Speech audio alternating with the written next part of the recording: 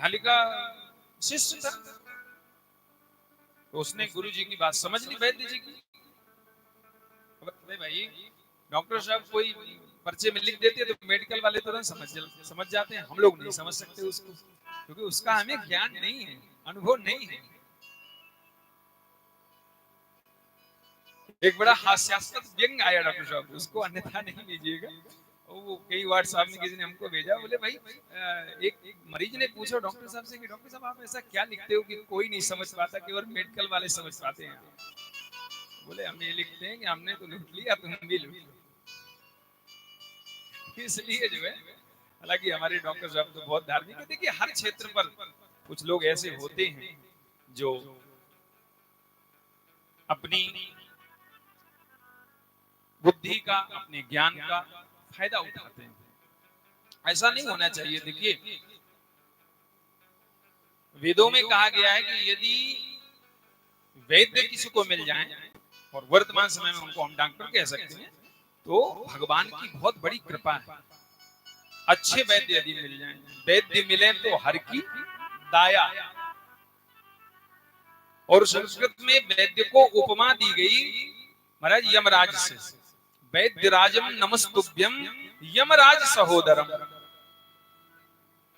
यदि कृपा कर दी तो महाराज आपका जीवन सकुशल, और कहीं थोड़ी गड़बड़ कर दी तो फिर सीताराम भी हो गए आप।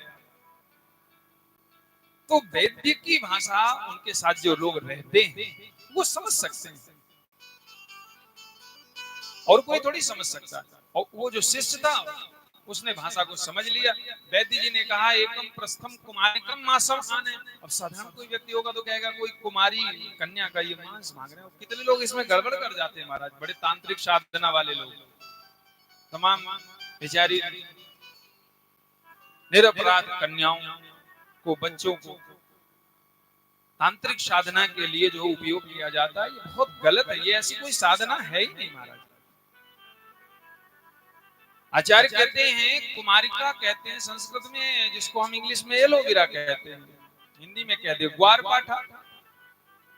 तो वो कुछ दवा बनाने के लिए कह रहे थे कि एकम प्रस्थम, प्रस्थ मतलब 1 किलो 1 kg एलोवेरा ले आओ, हमें दवा बनानी। तो जो जिसके सन्निकट रहता है उसकी भाषा समझने लगता है। वो एक किसान थे, मैं आपको एक हास्यास्पद प्रसंग सुना दूं। एक किसान थे, उनका अभ्यास था नित्य प्रति चावल का जो पानी निकलता है उसको पीते थे वो। पहले पुरानी पद्धति में होता था, वो चावल बटलोई में बनाए जाते थे। गांव में जो लोग रहे होंगे वो समझते हैं इस क्रिया को। आजकल तो ये प्रेशर कुकर का काम है, और डॉक्टर साहब इसको भली भांति समझ रहे हैं। ये कुकर हमारे महाराज रसोई में ये हमारा सबसे पक्का दुश्मन है बैठा है। हमारे स्वास्थ्य के लिए ये बहुत ही मतलब गड़बड़ करता है, क्योंकि उसमें कुकर में कोई चीज पकती नहीं है, फट जाती है प्रेशर से। इतनी जल्दी थोड़ी पकती है कोई चीज। अब कोई चीज व्यवस्थित पकेगी नहीं तो वो शरीर को भी गड़बड़ करेगी आपका। इसलिए ये आधुनिकीकरण जो हो रहा है ना हर चीज का जो है, तो ये बहुत नुकसानदेह है।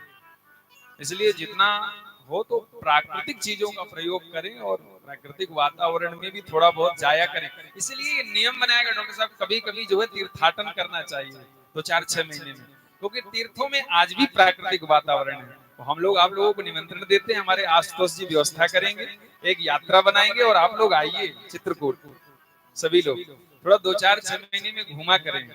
आइए, इंद्रप्रस्थ नगरी का जो वातावरण है ये बड़ा दूषित हो चुका है, तो इसलिए चित्रकूट में आए। वहां सुंदर मां मंदाकिनी का तट और हरे भरे वृक्ष और पर्वत, क्या वहां सौंदर्य है। आप लोगों का वहां स्वागत है। तो वो किसान का नियम था, क्योंकि वो सार तत्व तो निकलता है चावल का, उसको पीता था। एक दिन उसके कोई बड़ा आदमी था, तो कोई बैठक में बैठे हुए थे मित्र, और उसी समय उनकी पत्नी ने वो पानी निकाल के और रख दिया। अच्छा, वो थोड़ा गुनगुना पीना चाहिए तो अच्छा लगता है, हल्का कुछ मीठा डाल लो उसमें। तो उन्होंने बेटे से कहा कि बेटा जाओ पिताजी से कह दो पानी निकाल आया। तो पुत्र बड़ा होशियार था, तो उसने सोचा कि बड़े लोगों के बीच में अगर मैं सीधे कहूंगा कि चावल का निकला हुआ पानी पी लो, तो ये शहर के लोग कहेंगे अरे इतना बड़ा आदमी किसान सेठ जो है और मतलब चावल का पानी पीता है। लोग बड़ा उपेक्षित दृष्टि से देखते हैं। आजकल तो लोगों को अभ्यास हो गया है वो पैकिंग वाली सारी चीजें जो है, चाहे उसमें कुछ भी भरा हो। शुद्ध आहार विहार बहुत जरूरी है। तो उसने जाकर के अपने पिताजी से कहा कि पिताजी, धानपुर से मांडू आया है और कठवतिया घाट पर बैठा है, आप चल करके मिल लीजिए, नहीं वो शीतलपुर को चला जाएगा जल्दी। अब देखो समझना इसको, भाषा को। धानपुर, धान से ही चावल निकलता, तो उसने कहा धानपुर से मांडू आया है, मांड कहते हैं उसको चावल के पानी को। और कठवतिया, कठौती पर वो ठंडा करने के लिए थोड़ा गर्म ज्यादा था तो मां ने रख दिया था किसान की पत्नी ने। तो उसने कहा कठवतिया घाट पर बैठा है, आप चलकर मिल लो, नहीं वो शीतलपुर को चला जाएगा, यानी ठंडा हो जाएगा शीतल। तो उस भाषा को पिता, चूंकि वो रोज का क्रम था, वो समझ गए। तो सामान्य जीवन में भी भाषा का बड़ा महत्व होता है। हर क्षेत्र की अलग भाषा होती है। तो वैदिक भाषा है, संस्कृत है, इसको कैसे समझ सकते हैं? बेन ने पुरंजन ने उस विषय को समझा नहीं, नारद जी ने आकर के समझाया और पुरंजनोपाख्यान के माध्यम से इस शरीर के बारे में भी दर्शन कराया गया। नारद जी ने कहा देखो, ये जो आत्मा है ये परमात्मा की नित्य शाखा है, और इसलिए आत्मा का केवल एक ही कर्तव्य है कि वो अपनी हर क्रिया से परमात्मा को प्राप्त करने के लिए प्रयास करे। बाकी हर कर्म इसलिए भगवतर्थ किया जाता है, चाहे यज्ञ हो, चाहे जप हो, चाहे तप हो, ये सभी कर्म हमारे जो भी हम कर रहे हैं ये भगवान की प्राप्ति के लिए ही कर रहे हैं। क्योंकि इस आत्मा का कर्तव्य ही यही है। इसको ऐसे समझ सकते हैं, आत्मा और परमात्मा दोनों नित्य शाखाएं हैं, रोज साथ रहते हैं। अब दोनों शाखाओं में एक बार चर्चा हुई कि चलो लुका छुपी का खेल खेलें। तो परमात्मा ने आत्मा से कहा कि भाई तुम पहले छिप जाओ। थोड़ा ध्यान से सुनिएगा, थोड़ा क्लिष्ट विषय है ये, इन विषयों को आचार्य लोग सुनाते नहीं है, क्योंकि वो आजकल भाई असल में समस्या इस बात की है डॉक्टर साहब की कोई बढ़िया चीज आपको दे भी रहा है तो लेने वाला नहीं है। तो आजकल मार्केट में वही लोग बेचते हैं जो बिक रहा है, आर्टिफिशियल सब। ओरिजिनल चीज कहाँ कोई स्वीकार करता है, तो बनावटीपन हो गया है। मैं फिर भी थोड़ा स्पर्श करके आगे फिर आपको ले चलता हूँ। आज भगवान के जन्म तक की कथा लोग सुनेंगे। तो आत्मा से परमात्मा ने कहा कि पहले मैं छुप जाता हूं और तुम मुझे ढूंढो। तो भगवान छिप गए और आत्मा ने भगवान को ढूंढना शुरू किया। और ढूंढने के लिए जब ये चलता है तो इसे एक 9 दरवाजे का महल दिखाई पड़ता है। वो क्या है? ये शरीर है। नवद्वारे पुरे देहि, गीता में भगवान कहते हैं इस शरीर में वो प्रवेश कर जाता है, इस 9 दरवाजों के महल में प्रवेश करता है। और वहां जैसे ही पहुंचता है तो उसकी भेंट एक स्त्री से हो जाती है। कौन? बुद्धि। और बुद्धि के वो इतने बस में हो जाता है और बुद्धि को नियंत्रण करता है मन बुद्धि को, और बुद्धि आत्मा को। आत्मा बुद्धि के बस में है, बुद्धि मन के बस में है, और निरंतर समय बीतने लगता है। भगवान ने सोचा कि अरे इसने तो खेल के नियम को ही बिगाड़ दिया, भाई इसको ढूंढने के लिए भेजा था, ये तो आराम करने लगा। तो ठाकुर जी फिर उसको संकेत करते हैं। जब वो काफी समय बिता देता है, भगवान को नहीं ढूंढता, तो कहते हैं भाई तू मुझे ढूंढने के लिए आया था। तो घंटी बजाते हैं, संकेत करते हैं। पहली घंटी बजती है, श्रवण समीप भये सित केसा, कानों के बाल ऊपर के सफेद होने लगे, यानी कि संकेत हो गया कि भाई तूने बहुत समय बिता दिया, अब 50 के ऊपर हो गया है, अब तो मुझे ढूंढ ले। अब तक तू जहां फंस गया, कोई बात नहीं। लेकिन फिर भी वो नहीं ढूंढता, इस संकेत को नहीं स्वीकार करता और बढ़िया सुंदर काले बाल कर लेता है आजकल की व्यवस्था में। ठाकुर जी कहते हैं चल कोई बात नहीं, फिर दूसरी घंटी बजाते हैं। दूसरी घंटी आंखों से कम दिखाई पड़ने लगा तो हम लोग उसकी भी व्यवस्था कर लेते हैं, हाई टेक्नोलॉजी आजकल। भगवान कहते चल कोई बात नहीं भाई, इस घंटी को भी तूने इग्नोर कर दिया, नहीं स्वीकार किया, तो फिर अगला संकेत मैं दे रहा हूं। तो ठाकुर जी दांत समाप्त कर देते हैं, तूने बहुत चटर पटर खाया, अब तुम्हारा दाल रोटी खा, हरि के गुण गा। लेकिन फिर भी हम बढ़िया सुंदर दंतावली लगवा लेते हैं, ऐसी तो हमारी बचपन में भी नहीं थी।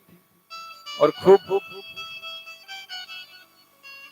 ठाकुर जी कहते हैं ये तो किसी संकेत को नहीं मान रहा, तो फिर अगली घंटी और बजाते हैं और भगवान कहते हैं कि भैया हाथ पैरों का काम करना बंद, तू ऐसे नहीं मानेगा। तो आंख की व्यवस्था कर ली, दांत की व्यवस्था कर ली, तूने सब कर ली, तो अब तेरे हाथ पैर नहीं काम करेंगे।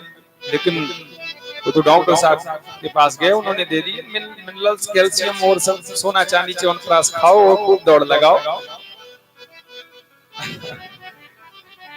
ये क्यों करते हैं भगवान? इसलिए क्योंकि अब मुझे ढूंढ, तूने संसार को बहुत खोज लिया, अब बैठ जा, अब दौड़ने का समय नहीं है। देखो हमारी जो भारतीय अंक हैं वो भी संकेत करते हैं हमको। 50 के बाद क्या होता है? 51 बन को चल, 52, और अगर हम फिर नहीं चेतते तो अगली संख्या कहती है 60, 61, 62। 60 का होता है मतलब जड़, मूर्ख, तूने समय से कार्य नहीं किया। तृतीयम नार्जितम पुण्यम, शास्त्र कहता है तृतीय अवस्था में पुण्य अर्जित करना चाहिए। 100 वर्षों की आयु को 4 भागों में बांटा गया है। 25 तक हमारा जो बाल्यकाल है, पढ़ाई का समय, और 25 से 50 धनार्जन, और 50 से 75 पुण्य अर्जन। और क्योंकि चतुर्थम किम करिष्यति, चतुर्थ अवस्था में तो कुछ हो नहीं पाता महाराज, जो है तो शरीर भारी हो जाता है, अपनी क्रिया कर लो यही बहुत है। तो इसलिए हमें उन संकेतों को स्वीकार करना चाहिए। नहीं स्वीकार किया तो फिर भगवान घंटी नहीं घंटा बजाते हैं सीधे, पर तो गोविंदाय नमो नमः, पर तो जो कर्म किए उसी के आधार पर हमें जीवन मिलेगा। इसलिए बुढ़ापे को स्वीकार करना चाहिए। अब किसी को बाबा कह दो तो बड़ा नाराज होता है, चाहे भले ही वो 60 के ऊपर हो। एक बार तो आपको एक हास्यास्पद, एक बार हम यात्रा कर रहे थे, एक वृद्ध व्यक्ति बैठे थे, बस में यात्रा कर रहे थे, सीट में बैठे थे डॉक्टर साहब, तो हमने उनसे कह दिया बाबा जी थोड़ा उधर हो जाइए, हम भी बैठ जाए। तो नाराज हो गए, उन्होंने कहा बाबा जी आपने कैसे कह दिया? हमने कहा कि भैया आप तो बुजुर्ग हैं तो बाबा जी तो कहेंगे। तो बोले आप आज बुजुर्ग हैं ना, पहले तो हम भी जवान थे, आप ये भी तो कह सकते थे भूतपूर्व जवान, आप थोड़ा उधर हो जाइए। तो उन्होंने हालांकि विनोद में कहा ये बात, लेकिन वो सच है। आज की मानसिकता में कोई व्यक्ति अपने आप को बूढ़ा महसूस नहीं करता, अच्छी बात है, ऊर्जा बनी रहती है, अपने को युवा मानो, लेकिन उस ऊर्जा का सही दिशा में प्रयोग करो। 50 साल तक परिवार के लिए और फिर इसके बाद परमात्मा की प्राप्ति के लिए प्रयोग करना चाहिए। इस तरह जीवन को व्यवस्थित ढंग से चलाना चाहिए। तेरा हर सांस हीरा व मोती, तेरा हर सांस हीरा वो मोती, जो लुटाने के काबिल नहीं। तेरा हर सांस हीरा मोती, जो लुटाने के काबिल नहीं। तेरा हर सांस हीरा वो मोती, जो लुटाने के काबिल नहीं। तेरा हर सांस हीरा मोती, जो लुटाने के काबिल नहीं। ये दुनिया बड़ी खूबसूरत, जिसकी रहती है तुमको जरूरत। ये है दुनिया बड़ी खूबसूरत, जिसको रहती है तुमको जरूरत। ये है दुनिया बड़ी खूबसूरत, जिसको रहती है तुमको जरूरत। पर ये माया की पर ये माया की मोहनी मूरत दिल लगाने के काबिल नहीं। पर ये माया की मोहिनी मूरत दिल लगाने के काबिल नहीं। तेरा हर सांस हीरा मोती जो लुटाने के काबिल नहीं।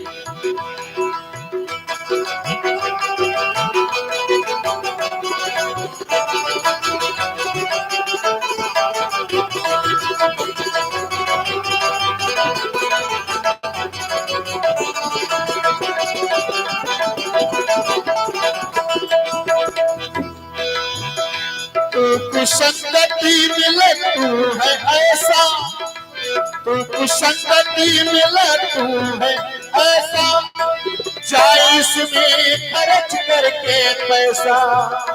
तू संगति मिला तू है ऐसा, जाए इसमें खर्च करके पैसा।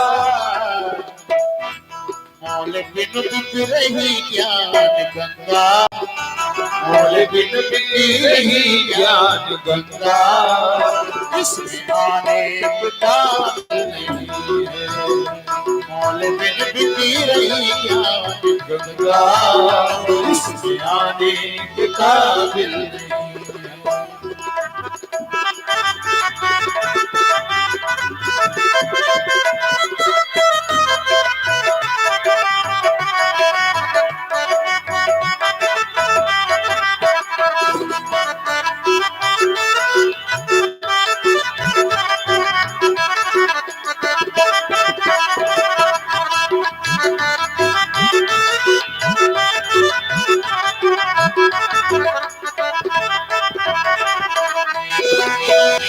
गई जवानी बुढ़ापा है आया, सबको लगने लगा है पराया। गई जवानी बुढ़ापा है आया, सबको लगने लगा है पराया। गई जवानी बुढ़ापा है आया, सबको लगने लगा है पराया।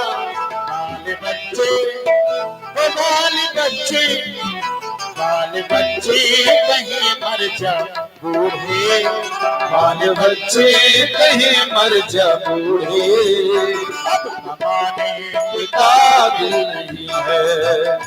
बाल बच्चे कहीं मर जा बूढ़े, अब कमाने के काबिल नहीं है।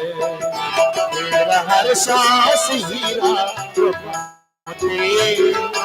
लुटाने के काबिल नहीं है। लुटाने के काबिल नहीं, लुटाने के काबिल नहीं। परीक्षित जी ने सुखदेव जी से कहा, महाराज कल आपने उत्तानपाद का चरित्र सुनाया, आपने बताया था कि उनके भाई प्रियव्रत भी थे, उनका पावन चरित्र सुनाया। आचार्य कहते हैं, प्रियव्रतो भागवत आत्मा रामः कथम मुने ग्रहे रमत यन्मूलः कर्मबन्धः पराभव। प्रियव्रत ने तो पहले गृहस्थ को नहीं स्वीकार किया, लेकिन फिर ब्रह्मा जी ने आकर के समझाया कि बेटा गृहस्थ जीवन सबसे उत्तम जीवन है, लेकिन उसको व्यवस्थित जी। गृहस्थ की जो व्यवस्था दी गई है, बताई गई है, उस हिसाब से जीवन जीना चाहिए। शास्त्रों ने जो निर्देश किया है उस हिसाब से। तस्मात् शास्त्रम प्रमाणम कार्य व्यवस्थित हो, गीता में भगवान कहते हैं। प्रियव्रत ने भी गृहस्थ जीवन को स्वीकार किया। इनके आगे वंश में आग्नेन्द्र हुए, राजा ना भी हुए, और इन्हीं के वंश में ऋषभदेव जी महाराज हुए। ये ऋषभदेव जी महाराज 24 अवतारों में हैं, जो भगवान के 24 अवतार हैं। और जैन धर्म का जो प्रारंभ हुआ वो इन्हीं के द्वारा हुआ, इसीलिए जैन धर्म वो सनातन धर्म का ही एक अंग है, उसको पृथक नहीं माना गया। जैन संतों का उतना ही सम्मान है हमारे संतों के बीच में। तो ऋषभ देव जी बहुत विद्वान थे, बड़े तपस्वी राजा थे। हम लोगों को थोड़ा कारोबार हो जाता है तो फिर हम लोगों के पास पूजा पाठ का समय नहीं निकलता। इन कथाओं से शिक्षा मिलती है, इन चरित्रों से। इतने विशिष्ट राजा और इतना अधिक कार्य क्षेत्र, लेकिन सारे राज्य धर्म का पालन करते हुए इन्होंने आत्म धर्म को कभी छोड़ा नहीं। आत्म धर्म का पालन करना चाहिए। इसलिए ऋषभ देव जी ने अपने सभी पुत्रों को एक दिन उपदेशित किया। और समय समय पर देखो, पुत्रों को भी बिठाना चाहिए अपने साथ में, उनसे चर्चाएं करनी चाहिए, उनसे बातचीत करनी चाहिए। और आजकल का महाराज बहुत रहन सहन अव्यवस्थित हो गया है। महीनों पिता पुत्र को नहीं देखता और पुत्र पिता को नहीं देखता कि कहां। जब पिताजी घर आते हैं तो पुत्र जी बाहर रहते हैं, जब पुत्र आते हैं तो पिताजी बाहर रहते हैं। ये नहीं होना चाहिए, बेटे पर नजर रखनी चाहिए। ऋषभ देव जी ने बुलाया, 100 पुत्र थे ऋषभ देव जी, और कहा कि बेटा ये बताओ कि ये शरीर हमें किस लिए प्राप्त हुआ है। पुत्रों ने कहा कि महाराज आपकी आज्ञा अनुसार हम राज्य के जो जो कार्य आपने हमें बांटे हैं वो सब देखते हैं। सवेरे जगकर और राज्य कार्य के लिए निकल जाते हैं, थोड़ा नाश्ता पानी करके दोपहर में भोजन करते हैं, फिर राज्य की सेवा, रात्रि में शयन, यही नित्य का क्रम है। तो ऋषभ देव जी को बड़ा कष्ट हुआ कि बेटा ये राज्य धर्म है, लेकिन आत्म धर्म उसका भी तो पालन करना है। ये शरीर केवल इसलिए नहीं मिला। नायम देहो देह भाजा नृलोके कष्टान कामान अर्हते बिंभुजाय तपो दिव्यम पुत्र का ये न सत्वम शुद्धे यस्मात् ब्रह्म सौख्यम त्वनन्तम। बेटा ये शरीर केवल इसलिए नहीं मिला कि बस हम भोजन करें और संसार के काम करें, ये तप करने के लिए मिला। ये परमात्मा की प्राप्ति का उत्तम साधन मिला है हमें।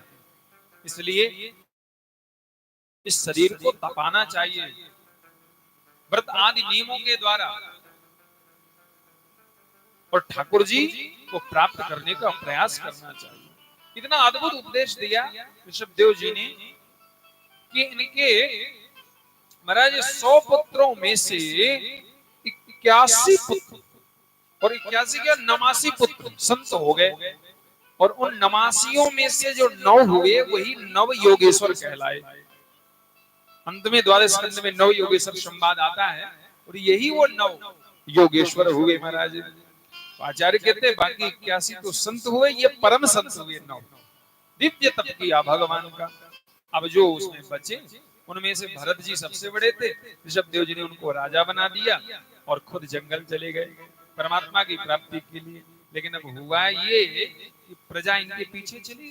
बड़े न्यायप्रिय राजा थे, जनप्रिय राजा थे। तो प्रजा ने कहा कि महाराज हम भी जंगल चलेंगे आपके साथ। राजा ने कहा कि ये मेरे साथ रहेंगे तो मैं भगवान की प्राप्ति थोड़ी कर पाऊंगा। तो ऋषभ देव जी ने विलक्षण स्वरूप बना लिया अपना। जहां बैठते वही मलमूत्र का त्याग कर देते, जो मिल जाता उसको खा लेते, सारे अपने तन के वस्त्रों को छोड़ दिया। तो प्रजा को लगा कि ये पागल हो गए, बल्कि ऐसा नहीं था जैसा वो दिखाई पड़ रहा है। अब होता यह है कि वर्तमान में इनके धर्म का अनुसरण जिन्होंने किया आज तक वो वही व्यवस्था अपनाए हुए हैं। ऋषभ देव जी ने किन परिस्थितियों में किया? आपके पास यदि वो परिस्थितियां हैं तो ठीक है। वो समाज से दूर रहना चाहते थे, इसलिए वस्त्र आदि का परित्याग किया। आप हमारे गुरु जी कहते थे कि अब जो वर्तमान में संत हैं वो समाज के बीच में आते हैं, इसलिए उन्हें वस्त्रों को धारण करना चाहिए, क्योंकि समाज की एक मर्यादा है। और समाज में नहीं आना तो फिर आप कैसे रहो? अपनी मस्ती में हो, चाहे जैसे जियो। लेकिन समाज में आना है तो भले ही एक कौपीन धारण करो, एक कचला धारण करो, लेकिन उस मर्यादा को स्वीकार करना चाहिए। बोलिए भक्तवत्सल भगवान की जय। भरत जी ने भी बहुत अच्छा राज्य संभाला और एक दिन इनको भी ग्लानि हुई और ये भी वन पथ की ओर चल पड़े। अब इन्होंने जहां भरत जी ने तपस्या की है वो स्थान अब वर्तमान में नेपाल में पड़ता है और ये गंडकी नदी पूर्वांचल में प्रवेश करती है भारत में नेपाल से होते हुए और वहीं दामोदर कुंड पड़ता है। वहीं पर भरत जी ने जाकर बड़ी विशाल तपस्या की। भरत जी ने गायत्री मंत्र की साधना की। देखिए एक बात मैं और बताता चलूं, आप लोग बहुत ध्यान से सुनेंगे। गायत्री मंत्र साक्षात भगवान का ही स्वरूप है। वैसे तो सभी मंत्र भगवान की प्राप्ति के लिए उपयुक्त हैं और भगवान की प्राप्ति कराते ही हैं, ऐसा नहीं है। लेकिन जिस व्यक्ति ने गुरु मंत्र नहीं लिया, वैसे गुरु मंत्र सर्वश्रेष्ठ मंत्र है और यदि नहीं लिया तो उसके पहले हम गायत्री जप कर सकते हैं और द्विज मात्र को तो गायत्री जप करना ही चाहिए, निश्चित करना चाहिए। और भगवत प्राप्ति के साक्षात दर्शन होते हैं गायत्री जप से महाराज। और एक बात और बताता चलूं, यदि किसी के मन में सांसारिक कामना है, सांसारिक कामना, तो भी गायत्री मंत्र का जप आप करें, अवश्य पूर्ण होगा। और इसके प्रमाण ये बहुत पहले की घटना नहीं, स्वामी गोस्वामी जी के समकालीन संत हुए स्वामी श्री मधुसूदन पाद सरस्वती, और इन्होंने ही रामचरितमानस को प्रमाणित भी किया था। वो काशी में रहते थे। डॉक्टर साहब ये बड़ी प्रसिद्ध घटना है, सारे लोग जानते हैं। उन्होंने ही रामचरितमानस पर टिप्पणी की थी, आनंद कान्ने हस्मिन जंगमस तुलसी तरु, क्योंकि ये निराकार ब्रह्म के उपासक थे। लेकिन जब इन्होंने संन्यास नहीं लिया था, उसके पहले की एक घटना इनके जीवन की उल्लिखित है। और उन्होंने कहा कि एक बार उनके मन में कामना हुई, क्योंकि ये बड़े धनहीन ब्राह्मण थे, धन की बहुत कमी थी घर परिवार में, तो होता है, और कोई साधन नहीं था ब्राह्मण के पास, और कोई साधन तो होता नहीं भाई, कोई वो व्यापार आदि तो जानता नहीं, तो जो भी मिल जाता था उससे जीविका पार्जन करते थे। इनको किसी महात्मा ने बता दिया, गायत्री मंत्र का पुरस्चरण कर लो, तुम्हारी सभी मनोकामनाएं पूर्ण हो जाएंगी, सभी मनोकामनाएं। तो इन्होंने श्री कामना से, लक्ष्मी की कामना से गायत्री मंत्र के पुरस्चरण शुरू कर दिए।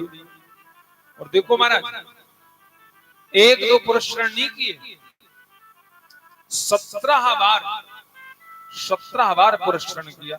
एक पुरस्चरण कितना होता है? पुरस्चरण कहते हैं जो मंत्र जितने अक्षर का हो। गायत्री मंत्र 24 अक्षर का है, तो जब 24 लाख एक अक्षर का 1 लाख जप, तो पूरे 24 अक्षरों का 24 लाख जप जब हो गया तो एक पुरस्चरण कहलाया। और ऐसे 24 लाख इन्होंने 17 बार जपे और दिव्य तेज से समन्वित हो गए। लेकिन मां लक्ष्मी ने दर्शन नहीं दिया, तो इनको बड़ा क्लेश हुआ और उन्होंने कहा कि क्या बताएं, ये तो पूरा हमने समय बर्बाद कर दिया, तो इतना हमने जप किया और माँ भगवती ने दर्शन नहीं दिया हमको, हम इतने धन से हीन और इतना हमने तप किया। देखो ये कथा मैं इसलिए भी सुना रहा हूँ, कई लोगों के मन में थोड़ा बहुत हमने 1-2 साल भगवान का भजन किया तो सोचते हैं हमें भगवान मिले नहीं, हम इतना भजन करते हमें भगवान मिले नहीं। इसलिए भी इस कथा को जरा समझना बहुत ध्यान से। तो लक्ष्मी जी ने दर्शन नहीं दिया, तो इनके मन में बड़ी ग्लानि हुई और इन्होंने कहा कि बेकार है ये जब तक पूजा पाठ करना। हमको लगता सब ऐसा ही है, ये सब ऐसे ही कह देते हैं पंडित जी लोग, व्यास जी लोग। तो इन्होंने कहा कि अब बेकार है, धन तो है नहीं, घर में जब धन नहीं है तो फिर बाकी चीजें भी महाराज नहीं मिलती, विवाह भी नहीं होना, कोई सुविधा भी नहीं है। तो इन्होंने कहा कि सन्यास ले लेते हैं, ये अच्छा रहेगा, मुड़ मुड़ाए हुए सन्यासी। तो उस विधा को अपना लिया और जैसे ही सन्यासस्थ हुए, ध्यान देना, जैसे ही संन्यासस्थ हुए, संन्यास धर्म की दीक्षा ली, सर्व धर्मान परित्यज्य, सब कुछ छोड़ दिया। संन्यासस्थ जो व्यक्ति होता है वो महाराज अपने शरीर का भी त्याग कर देता है। उसी समय मां भगवती प्रकट हो गई और दर्शन दे दिया। कहा मांगो क्या चाहते हो। रोज आप सुने आप 17 पुरुषार्थ किए, लेकिन मां भगवती ने दर्शन नहीं दिया। और जैसे ही संन्यासस्थ हुए मधुसूदन पाद सरस्वती, उसी समय मां भगवती प्रकट हो गई, बोली मांगो क्या चाहते हो। तो ये रोने लगे बेचारे। इन्होंने कहा कि मैया जब धन की कामना थी तब तो आपने दर्शन नहीं दिया, अब मैं सन्यासी हो गया हूं और गुरु आदेश है, सन्यासी सर्वथा सब कुछ छोड़ देता है, किसी प्रकार का संग्रह नहीं होता उसके पास, किसी भी प्रकार का संग्रह नहीं होता। अब मुझे किसी चीज की जरूरत नहीं है, आपने मुझे पहले दर्शन दिया नहीं, लेकिन अब एक बात तो मैं आपसे पूछूंगा ही, आपने अब क्यों दर्शन दिया, पहले क्यों नहीं दिया। तो मां ने कहा कि देखो मैं तुम्हें दिव्य दृष्टि देती हूँ और तुम्हें सब पता चल जाएगा। बहुत ध्यान से सुनिए। तो दिव्य दृष्टि दी स्वामी जी को। तो स्वामी जी ने दिव्य दृष्टि में देखा कि स्वामी जी के पीछे बड़े बड़े बड़े बड़े पहाड़, विशालकाय पहाड़ धू धू करके जल रहे थे और उनकी आग की लपटें आकाश का स्पर्श कर रही थी। तो बड़े विचलित हो गए और ऐसे एक दो नहीं 17 पहाड़ जल रहे थे। 17 पहाड़, एक दो नहीं, ऐसे विशाल का 17 पहाड़। मां से कहा कि मां ये क्या है। मां ने कहा कि ये जो 17 पहाड़ तुम्हें चलते हुए दिखाई पड़ रहे हैं, ये तुम्हारे प्रारब्ध का पाप जल रहा है। तुमने जो पूर्व जन्म में पाप कर्म किए, उसी के कारण तुम्हें धन आदि की कमी हुई, तुम दरिद्र हो गए। ऐसे कुल में तुम्हें जन्म मिला जहां पर न अन्न है, न धन है, न वैभव है।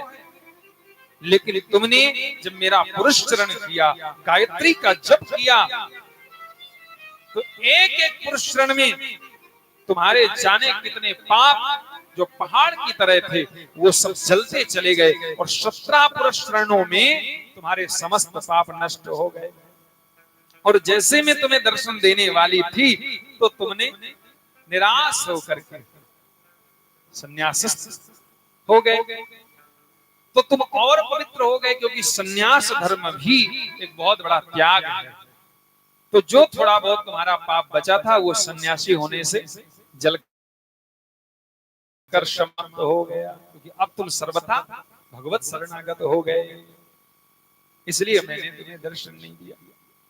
हमारे कहने का मतलब ये है कि सांसारिक कामना है यदि, तो भी हम भगवान का यजन करें, भगवान का जप करें, तब करें। तो स्वामी जी ने स्पष्ट लिखा, साधक नाम जपई लय लाए, हो ही सिद्ध अणमादिक पाए। हनुमान जी महाराज ने सभी सिद्धियों को प्राप्त कर लिया केवल भगवान के नाम के बल पर। इसलिए देखो, भगवत प्राप्ति करनी है तब तो नाम जपना ही है। और अगर कोई संसार की भी कामना है, धन चाहिए, पुत्र चाहिए, पुत्री चाहिए, सुंदर बहू चाहिए, सुंदर दामाद चाहिए, सुंदर ऐश्वर्य चाहिए, सुंदर पति चाहिए, सुंदर पत्नी चाहिए, गाड़ी बंगला मकान दुकान जो भी चाहिए महाराज, वो सब भगवान का नाम आपको दे सकता है, सब कुछ दे सकता है। इसलिए हरि स्मरण हरि स्थिति में करना है, कभी इसका साथ नहीं छोड़ना एक पल के लिए। और ये सोच करके कि हमने इतना जप किया और हमें कुछ नहीं मिला, तो ये बिल्कुल मत सोचो। हमारा जो संचित प्रारब्ध है वो जिस समय समाप्त हो जाएगा, उसी समय ये सारे दुख हमसे दूर हो जाएंगे और फिर वो सूर्य उदय होगा जिसमें आपको सुख ही सुख मिलेगा। अरे प्रारब्ध तो भगवान को भी भोगना पड़ा भाई, हम आप थोड़े में घबरा जाते हैं। भरत जी महाराज ने गायत्री जप किया, लेकिन साधना में बाधाएं बहुत आती हैं। और जहां गायत्री जप कर रहे थे वहीं एक मृगी हिरणी गर्भवती थी और जल पीने आ गई, और सिंह ने लगा दी दहाड़। और हिरणी बड़ी डरपोक होती है, तो उस छलांग लगा गई जल में, नदी में। और वो थी गर्भवती, वो प्रसव का समय बिल्कुल सन्निकट था। तो जैसे उसने छलांग लगाई तो उसकी प्रसव वेदना बढ़ गई और जल में ही उसने बच्चे को जन्म दे दिया। नवजात शिशु छोटा सावक हिरण का बहने लगा, भरत जी से टकराया। तो भरत जी उसे लेकर आ गए महाराज महल अपनी कुटिया में। अब 2-4 दिन बाद हिरण का बच्चा बड़ा तीव्रगामी होता है, तो वो दौड़ने लगा, भरत जी के पास आता, पीठ खुजलाने लगता, कभी उनका हाथ चाटता, तो कभी वो सर रख करके गोद में बैठ जाता। भरत जी को इतना अच्छा लगने लगा कि महाराज अब जो 18-18 घंटे भरत जी जब करते थे, वो जब साधना सब छूट गई। अब तो कहाँ 18 घंटे की बात छोड़ो, 2 घंटे भी नहीं होता। कहाँ रोज महाराज 1 लाख मंत्र जप करते थे, और अब 2000 नहीं हो पा रहे, 10-20 माला भी नहीं हो पा रही है। और हुआ ये कि एक दिन वो हिरण भरत जी से दूर चला गया, और भरत जी इतने चिंतातुर हुए, उस हिरण पर इतने आसक्त थे कि उस हिरण की याद में भरत जी ने प्राण छोड़ दिए। और सिद्धांत है अंते यामति शागति, अंत समय जैसा स्मरण करेंगे वैसी हमको गति मिलेगी, अगला जन्म मिलेगा। इसीलिए संत लोग जन्म जन्मांतरों तक यजन करते हैं भगवान का, तब करते हैं कि हे प्रभु अंत में एक बार नाम आ जाए। अभ्यास जीवन भर अभ्यास करते हैं। गोस्वामी जी लिखते हैं जन्म जन्म मुनि यतन कराही, जन्म जन्म जन्म जन्म मुनि यतन कराही, जन्म जन्म मुनि यतन कराही, अंत राम कही आवत नाही, अंत राम कहि आवत नाही, अंत राम कहि आवत नाही। जन्म जन्मांतरों तक केवल एक ही यतन, राम राम राम राम राम राम राम राम राम राम। क्यों ये राम राम इस जीवा को अभ्यास कर जाए, ये राम राम कहने। और अगर ये अभ्यास पड़ गया इस जीवा को, अगर अंत समय इसने एक बार जी हिला दिया राम, तो फिर अंत राम कही आवत नाही, आवागमन मुक्त हो गया। और महाराज भरत जी का अगला जन्म चूंकि हिरण की याद की तो हिरण के रूप में हो गया। लेकिन देखियो एक बात बताएं, भगवान अपने शरणागत को कभी भुलाते नहीं है। किसी भी रूप में वो चला जाए, किसी भी योनि में चला जाए, लेकिन ठाकुर जी पीछा नहीं छोड़ते। तो भगवान ने कृपा की और हिरण के रूप में भी नहीं याद था कि मैं पिछले जन्म में कौन था और कितना मैंने माया में फंस करके गलत कार्य किया। तो इस बार बहुत सावधान थे। तो भगवान ने जल्दी कृपा की तो मृग के शरीर से मुक्त हो गए, और इनको अगला जन्म जो मिला वो एक आंगिरस गोत्र के ब्राह्मण के यहाँ मिला। और जो इनके पिताजी थे वो बहुत बड़े ज्योतिषी थे। उन्होंने इनका जब ललाट देखा तो कहा अरे ये मेरा बेटा तो बड़ा मेरा नाम रोशन करेगा, बहुत विद्वान होगा। और थोड़े बड़े हुए तो जनेऊ संस्कार किया और गायत्री मंत्र की दीक्षा दे दी। बेटा इस मंत्र को याद करके सुनाना। महीनों बीत गए, भरत जी ने मंत्र की तो बात छोड़ो, मंत्र का महाराज प्रणव भी नहीं सुनाया। प्रणव ओम, ओम प्रणव है, तो किसी भी वेद मंत्र को पढ़ने के पहले हम ओम शब्द का उच्चारण करते हैं। तो महाराज ओम तक नहीं कहा। पिता ने कहा अरे राम राम ये तो जड़ हो गया, और नाम पड़ गया जड़ भरत।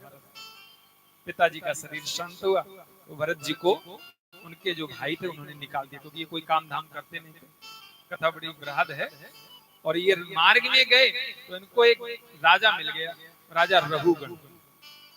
अब ये राजा कौन है? ये वही राजा है जो भरत जी के आश्रम में हिरण आया था, सावक। अब आप देखो भरत जी संत और वो मृग, पशु ने संत की सन्निधि ग्रहण की तो अगले जन्म में राजा बन गया, और संत ने मृग पर आसक्ति की तो मृग बन गया। देखो कभी कभी होता क्या है कि हमारे पास कोई ऐसा व्यक्ति आया जो गलत रास्ते पर है, तो हम उसे सही रास्ते पर ले जाएं, ना कि हम उसके रास्ते पर चले जाएं। हम अपने स्वभाव को ना छोड़ें। संत न छोड़े संत ही कोटिक मिले असत। कितने भी लोग असाधु आ जाएं, कोई भी आ जाए, लेकिन हमें उन्हें अपने रंग में रंगना है। साधु का ये काम है, ना कि उसके रंग में रंग जाना है। सांसारी है, ये आएंगे, वो बहुत सा माया छल प्रपंच करेंगे, लेकिन हमें उनके रंग में नहीं रंगना। हमें अपनी स्थिति पर अडिग रहना है। भरत जी महाराज ने राजा रघुवर को उपदेश दिया और उसका उद्धार किया। बड़ी अद्भुत कथा है ये। और इसके बाद भिन्न भिन्न वर्षों का वर्णन किया, और उन वर्षों में भारतवर्ष, और भारतवर्ष में 28 प्रकार के नरकों का वर्णन किया। उन नरकों की यातनाएं सुनकर के परीक्षित कांप गए महाराज। ऐसी यातनाएं हैं नरकों की। अब परीक्षित ने मन में सोचा कि नारकी यातनाओं से तो संसार का कोई व्यक्ति नहीं बच सकता, क्योंकि इसमें इतने पाप लिखे हैं कि हर व्यक्ति से कोई ना कोई पाप हो जाएगा। तो सुखदेव जी से परीक्षित ने कहा, गुरु जी कोई उपाय ऐसा है जिससे ये नारकीय यातनाएं न भोगनी पड़े। तो गुरु जी ने कहा कि देखो भाई, कोई कितना भी बड़ा अपराधी हो और उसको दंड दे दिया गया हो, आजीवन कारावास हो गया हो, मृत्यु दंड हो गया हो, फिर भी यदि उसकी दया याचिका पर राष्ट्रपति जी हस्ताक्षर कर दें तो उसके सारे अपराध समाप्त। उसी तरह हम कितने भी बड़े अपराधी हैं, लेकिन यदि हम परमात्मा की शरणागति ले लेते हैं तो वो सर्वोच्च सत्ता पर विराजित हैं। अगर उन्होंने कृपा कर दी, उन्होंने हमारे ऊपर हस्ताक्षर कर दिए, तो तत्काल हमारी पाप राशि समाप्त हो जाएगी। ये महाराज भगवान की बहुत बड़ी कृपा है इस जीव पर। और भगवान के श्रीमुख के वाक्य हैं ये। ठाकुर जी स्वयं कहते हैं, सन्मुख हो ये जीव मोहि जबहि, सन्मुख हो ये जीव मोहि जबहि, सन्मुख हो ये जीव मोहि जबहि, सन्मुख हो ये जीव मोहि जबहि, जन्म कोटि अघनासमुत वही, जन्म कोटि अघनासमुत वही, जन्म कोटि अघनासमुत वही। विश्वास नहीं हुआ परीक्षित को, महाराज इतने कृपालु हैं परमात्मा। सुखदेव जी ने कहा, हाँ राजन, वो इतने ही कृपालु हैं। जब तक उनके तुम सन्मुख नहीं हुए, जब तक तुम विमुख हो, तब तक तो तुम्हारे पास पाप हैं। जिस दिन तुम परमात्मा की शरणागति ग्रहण कर लेते हो, उसी दिन परमात्मा तुम्हें शुद्ध बुद्ध करके अपनी शरण में ले लेते हो। क्योंकि भगवान की शरणागति अगर हो गई है तो इसका मतलब कि फिर हम पापी नहीं हैं। क्योंकि पाप बंद कर सहज स्वभाव, पापी व्यक्ति का सहज स्वभाव होता है, पूर्व जन्म के पाप से हरि चर्चा न सुहाए, जैसे ज्वर के रोग से भोजन की रुचि।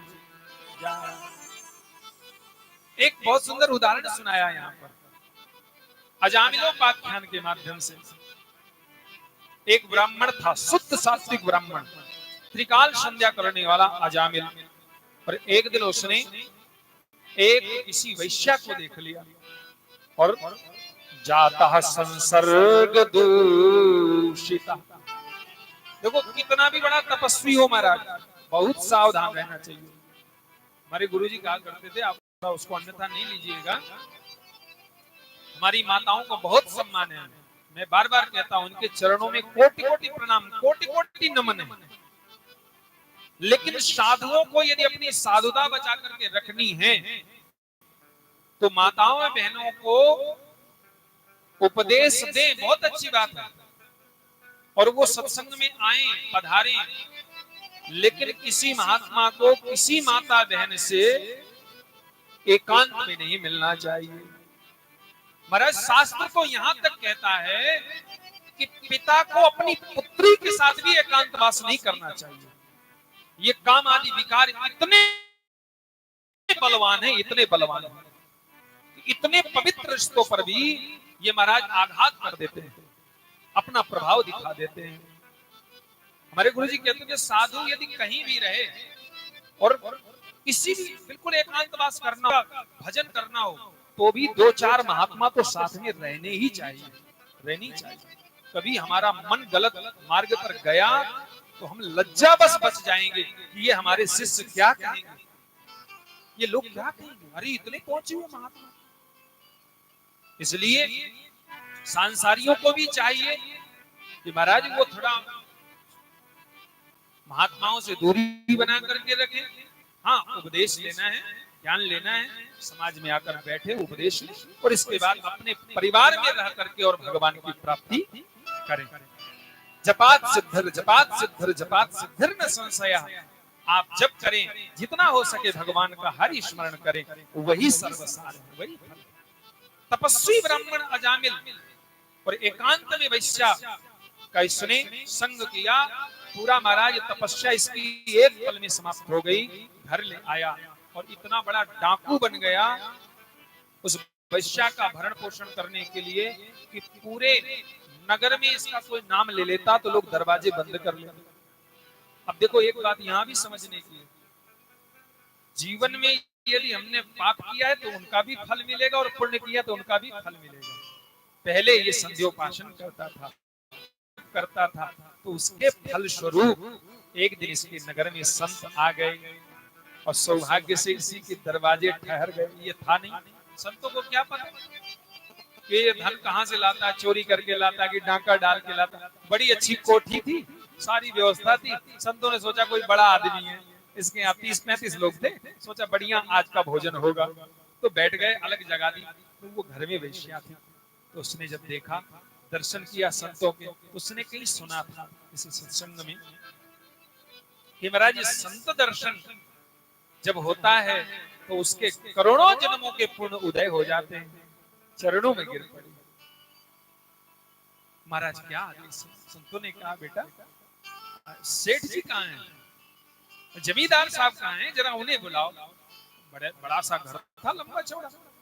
तो दासी ने कहा कि महाराज मेरे प्रति कोई सेठ और जमींदार नहीं है, वो बहुत बड़े डाकू। तो चेलों ने कहा महाराज हमने भी सुना था इस गांव में डाकू रहता। अरे महाराज ये तो गड़बड़ हो गई, उसी के घर पे आ गए। महाराज जल्दी निकल चलो, ये बड़ा दुष्ट है महाराज, बड़ा अत्याचारी, किसी को नहीं छोड़ता। महंत जी लौटने लगे तो दासी चरणों में गिर पड़ी और बोली महाराज आप चिंता मत करो, उनको तो मैं जैसा कहूंगी वैसा करेंगे।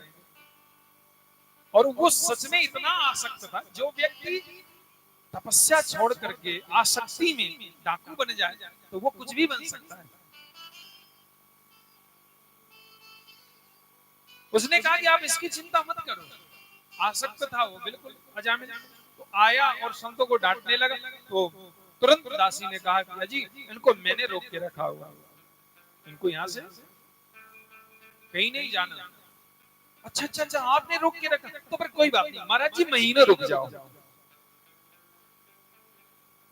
कई बार महाराज ऐसा होता है, घर में देवी जी का चलाना है ना, तो फिर स्वामी जी की चलती नहीं है।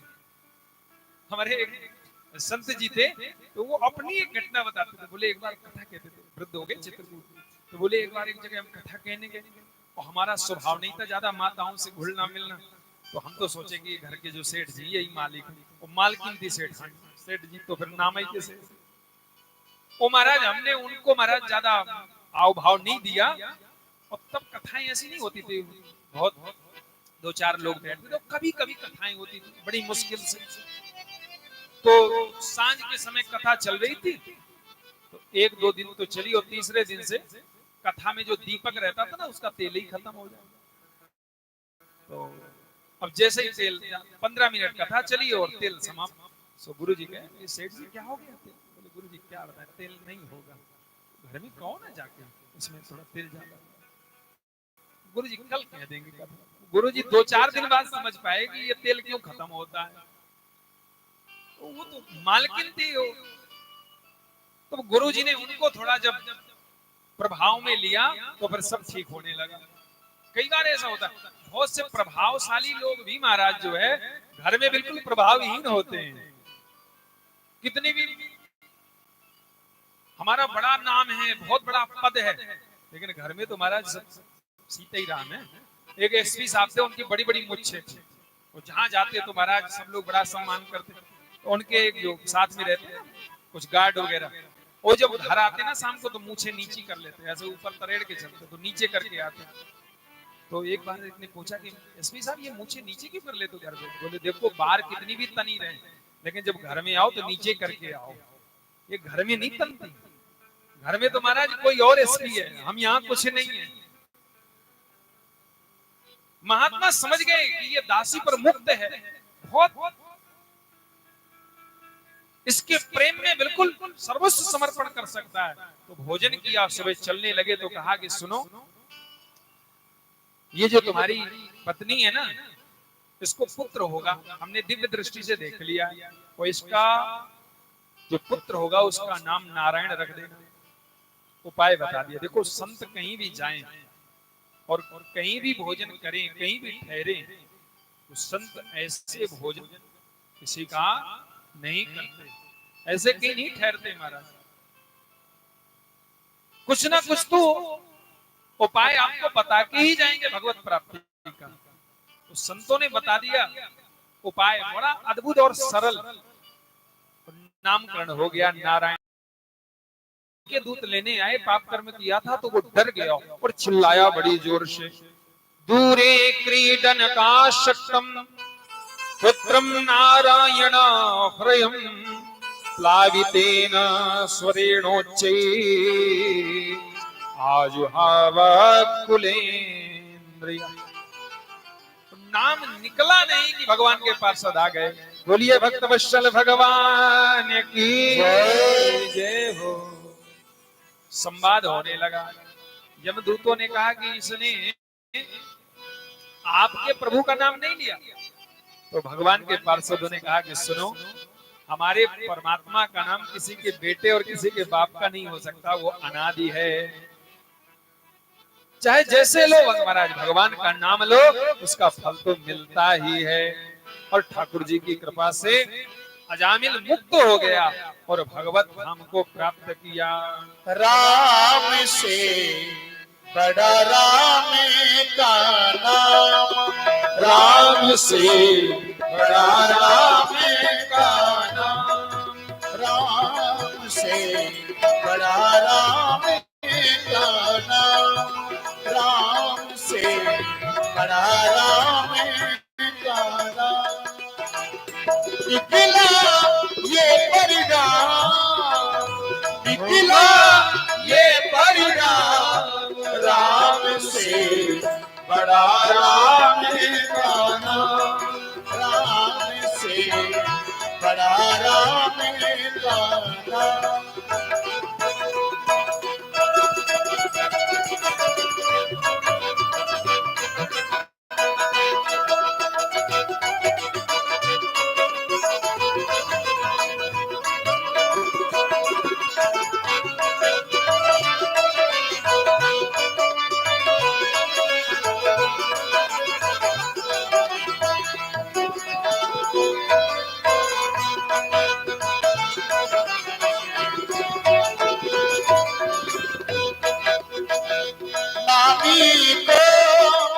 चिंता रहती है, नामी को चिंता रहती है, नाम न हो बदनाम,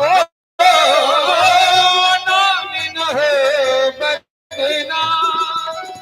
द्रौपदी ने जब तुम्हें पुकारा, द्रौपदी ने जब तुम्हें पुकारा, चले आए घनश्याम राम से बड़ा राम का नाम, राम से बड़ा राम का नाम, राम से बड़ा राम का नाम, राम से बड़ा राम का नाम। जिस सागर को बिना से तुके लाग सके नहीं राम। ओ लाग सके नहीं राम, लाग सके नहीं राम। ओ लाग सके नहीं राम। लाग गए हनुमान उसी को, लाग गए हनुमान उसी को, लेकर राम का नाम। राम से बड़ा राम का नाम। राम से बड़ा राम का नाम। राम से बड़ा राम का नाम। बोलिए भक्तवत्सल भगवान की जय। जय। आगे एक बार बृहस्पति जी इंद्र से नाराज हो गए और विश्वरूप को इंद्र ने अपना उपरोहित बनाया। विश्वरूप ने यज्ञ किया तो दैत्य कुल के थे, दैत्यों को भी आयु देने लगे। इंद्र ने ये रहस्य समझ लिया तो विश्वरूप का वध कर दिया। ब्राह्मण हत्या लग गई और उस हत्या को 4 जगह बांटा गया। आगे वृत्तासुर से आतंकित होकर देवताओं ने दधीच जी से निवेदन किया और उन्होंने अपनी हड्डियों का दान किया और इनके द्वारा वृत्तासुर का उद्धार हुआ। श्री सुखदेव जी महाराज कहते हैं, परीक्षित, मैंने तुम्हें पूर्व में हिरण्याक्ष के उद्धार की कथा सुनाई, अब मैं तुम्हें हिरण्यकशिपु के उद्धार की कथा सुनाता हूँ। हिरण्यकशिपु राजन अजेय अजरा अमर आत्मानं प्रतिद्वन्द्व में कराजं व्यधीत्सत। हिरण्यकशिपु जो महाराज ब्रह्मा जी से वरदान प्राप्त करता है अजर अमर होने। सुखदेव जी परीक्षित को ये पावन कथा सुनाते हैं और इसी हिरण्यकशिपु के पुत्र होते हैं प्रहलाद। परीक्षित कहते हैं, गुरुजी इसको बृहद सुनाइए जरा, ये बहुत अद्भुत कथा है। सुखदेव जी कहते हैं, राजन, हिरण्यकशिपु एक बार ब्रह्मा जी को प्रसन्न करने के लिए महलों से चला और जंगल में पहुंचा और एक वृक्ष के नीचे भगवान की तपस्या करने लगा। ओम ब्रह्मणे नमः, ओम ब्रह्मणे नमः। इंद्र को पता चला तो ये तपस्या करके फिर मुझे परेशान करेगा, इंद्र लोक पर आक्रमण करेगा। तो इंद्र ने बृहस्पति जी से निवेदन किया, गुरु जी, यजमान के कल्याण के लिए आप भी कभी कभी कुछ सोच लिया करो। बृहस्पति जी ने कहा, ठीक है, हम जाते हैं, इसकी तपस्या में बाधा पहुंचाते हैं। और तोते का रूप बनाकर आए और जहां हिरण्यकशिपु ब्रह्मणे नमः कहता, वहीं बृहस्पति जी कहते, ओम नमो नारायण। नारायण हिरण्यकशिपु के शत्रु हैं और जैसे ही नारायण नाम सुना बड़ा क्रोधित हुआ, बहुत भगाने का प्रयास किया लेकिन वो नहीं गए बृहस्पति जी। तो चिंतातुर होकर के महलों में लौट आया। इसकी पत्नी कयाधु बड़ी भगवान की भक्त है।